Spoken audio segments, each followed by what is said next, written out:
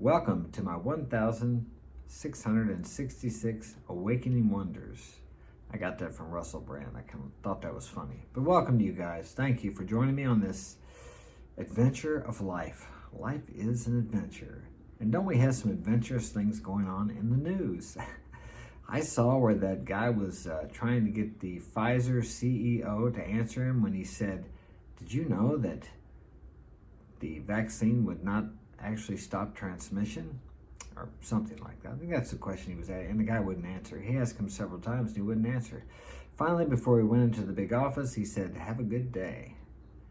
So weren't we all told that that was going to stop the spread of the dreaded illness that was going around?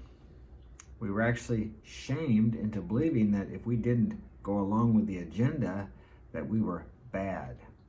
So whether it stops or not, I don't know. All I know is that now they're saying something different from what they said before. And everybody was getting canceled for misinformation. But didn't we receive a lot of misinformation? But those people aren't being canceled. Freedom of speech? Well, I guess we don't really have freedom of speech on private platforms. I'm even careful about what I say here. And I'm not telling you what to do, whether you should go get the jab or not get the jab. That's up to you. I really think if you believe it works, sometimes it will work for you. The power of belief is very determining. It's a determining factor when you do something. But I chose not to participate in that agenda that made some people billions of dollars. Now, I'm not saying that money had anything to do with their publicity of whether it worked or whether it didn't work. Surely that billions of dollars wouldn't have had anything to do with that. No, it couldn't be. I'll leave you to decide that for yourself. But it's amazing how the truth eventually always comes out. Now the question is, if they were purposely misleading you and I, will they have consequences of their actions other than being a little embarrassed, or maybe a lot embarrassed? I kind of doubt it. It seems to me things have gotten to the point now where in media, social media, and big business that there's very little, and politics, let's not forget about politics, there's very little accountability for the things they do wrong. So what's the bright side, the inspiring part of all this? We have social media. 30 years ago, most of this never would have come out. You would have never known. You would have never had the opportunity to maybe see that what you were being told wasn't true and to make a choice on that. So even though they did censor things, you still were able to get bits and pieces of the other side, let's say, that allowed you to make a decision, which I did, and I didn't participate in it, which I'm glad I didn't, because now it's coming out that many people who did participate seem to be having some problems from that. And I think that's sad, and I feel bad for those people because they trusted the science. Isn't that it? Trust the science. They trusted the science and the people representing the science. Were they foolish? I don't think so. Some people say that. I don't believe that. They just trusted. They were afraid, and I think, it's just my opinion. I could be wrong. I think they were taken advantage of in their fear. I know, and I've lived long enough, if you make any decision based on fear, it's usually the wrong decision. Fear is a powerful motivator. And look how the media and the people in charge of the media, they push that fear. They control the narrative and actually had people very afraid. Was I afraid? Yeah, of course I was right at first. But I never seen people dropping dead around me. I didn't know anybody except a 97-year-old woman and a friend of mine who had extremely bad health and was in a nursing home that actually passed away from this dreaded illness that they said was everywhere and it was going to get all of us.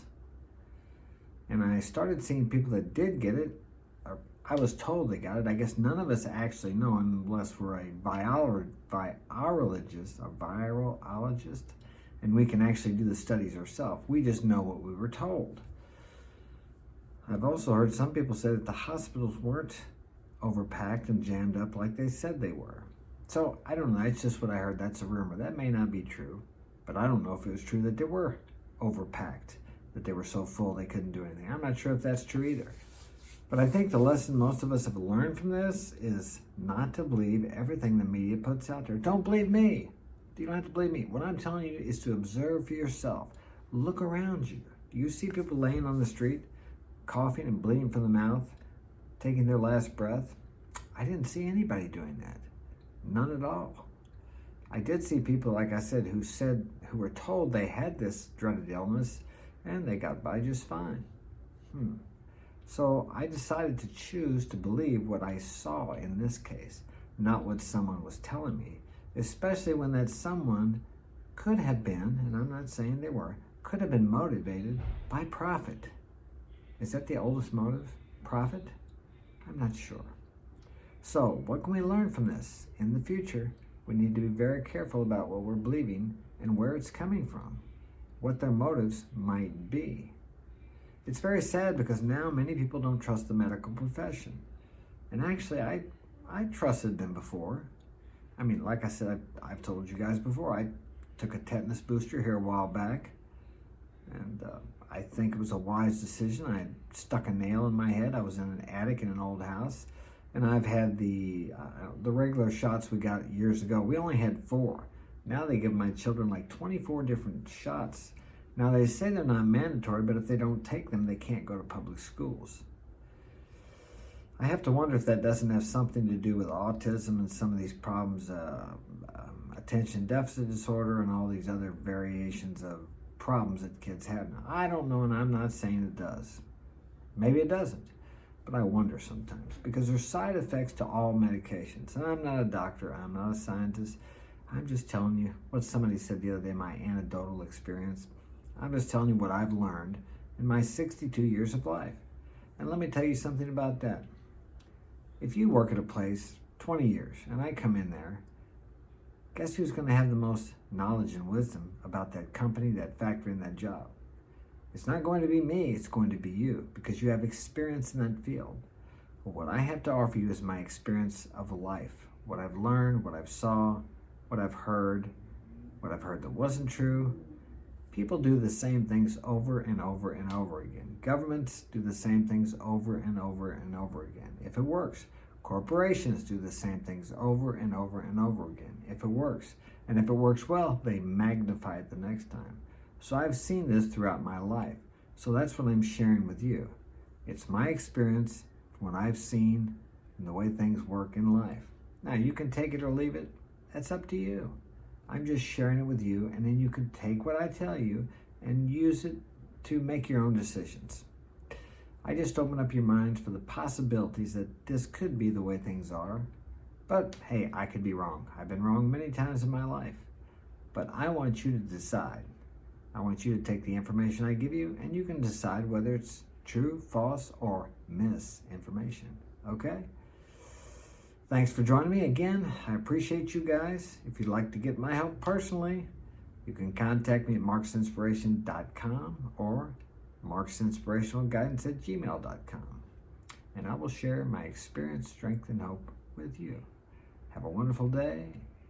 You're the greatest. Take care.